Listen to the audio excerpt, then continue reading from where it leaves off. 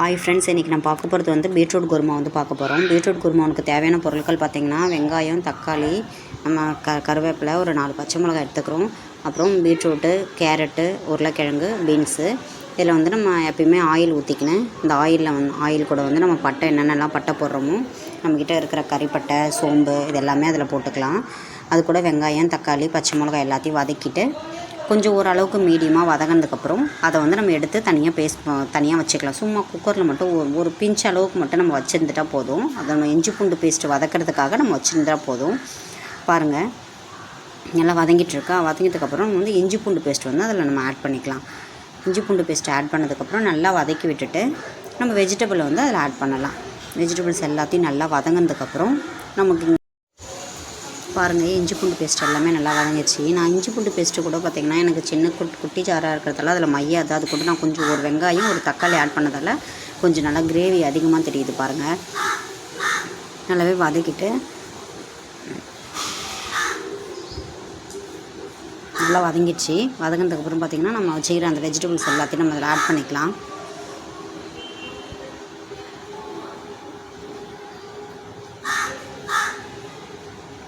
Beetroot kurma பார்த்திங்கன்னா, beetroot வந்து அதிகமாக என் பையன் வந்து எடுத்துக்க மாட்டான். அந்த மாதிரி சப்பாத்தி குருமாலாம் வச்சிங்கன்னா ரொம்ப இன்ட்ரெஸ்ட்டாக சாப்பிடுவான். பீட்ரூட் குருமா வந்து சப்பாத்திக்கு சூப்பரான சைட் டிஷ்ஷு. இது சூப்பராக இருக்கும். நம்ம எதுக்குன்னா வெங்காயம் தக்காளி வதக்கிட்டு அதை தனியாக நம்ம எடுத்து வச்சுக்கிறோன்னா இது கிரேவி போல் வரும். வெங்காயம் தக்காளி வந்து நம்ம அரைச்சி ஊற்றும் போது ஹோட்டல் ஸ்டைலில் வந்து நமக்கு ஒரு மாதிரி கிரேவி மாதிரி நம்மளுக்கு கிடைக்கும். அதனால தான் நான் வெங்காயம் தக்காளி வந்து நான் எப்பயுமே அரைச்சி ஊற்றுவேன். பாருங்கள், வெங்காயம், தக்காளி, நம்ம எதெல்லாம் நம்ம வெங்காயம் தக்காளி எடுக்கிறதோடய அந்த பட்டை இருக்குல்ல, நான் இந்த கரம் மசாலா எந்த மசாலாவுமே நான் என்கிட்ட நான் யூஸ் பண்ண மாட்டேன். நம்ம வீட்டில் போடுறது மட்டும்தான் நான் யூஸ் பண்ணுவேன். வீட்டு மிளகாத்தூள் மட்டும்தான் யூஸ் பண்ணுவேன். தேங்காய் ஒரு 4 வந்து முந்திரி பருப்பு, நம்ம இந்த வெங்காயம் தக்காளி பச்சை மிளகாயெல்லாம் வதக்கி வச்சுருந்தோம்ல, அது எல்லாத்தையும் நம்ம இந்த ஜாரில் ஆட் பண்ணிக்கினேன்.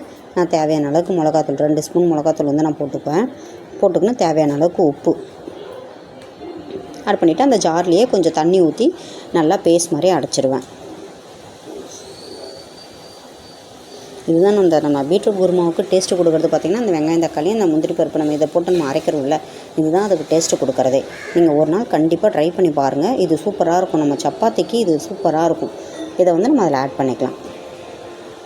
ஆட் பண்ணிவிட்டு தேவையான அளவுக்கு நம்மளுக்கு எவ்வளோ தண்ணி தேவையோ அந்த அளவுக்கு நம்ம கொஞ்சம் கெட்டியாக இருந்தால் தானே நல்லாயிருக்கும். சப்பாத்திக்கு கொஞ்சம் கெட்டியாக வந்து நம்ம வச்சுக்கினேன். உப்பு கரெக்டாக இருக்கான்னு டெஸ்ட் பண்ணிக்கலாம்.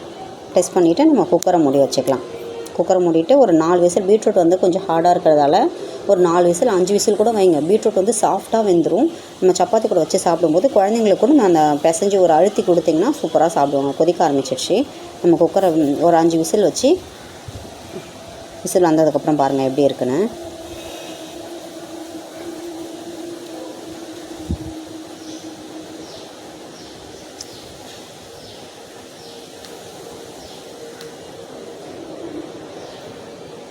பீட்ரூட் குருமா ரெடி ஆகிடுச்சு. கொஞ்சமாக நம்ம கொத்தமல்லி தழவை வந்து அது மேலே தூவிட்டு நம்ம சர்வ் பண்ணிடலாம். நீங்கள் ட்ரை பண்ணி பாருங்கள். பீட்ரூட் குருமா சூப்பராக இருக்கும்.